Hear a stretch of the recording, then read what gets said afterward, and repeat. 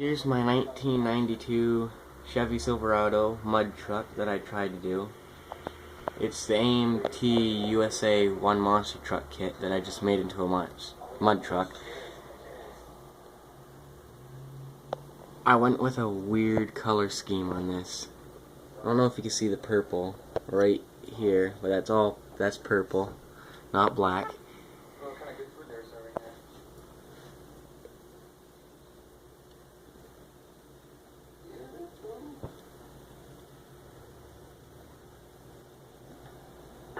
Everything's pretty much out of the monster truck kit except the wheels and rims. That's pretty much the only thing that's not with the kit. Motor.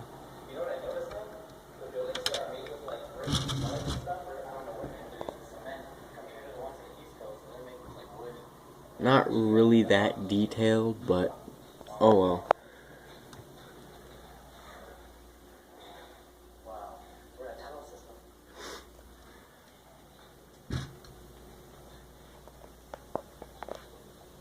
Sorry, I haven't been really doing videos that much. This has only been my 5th video now, so sorry for the quality. Anyway, thanks for watching.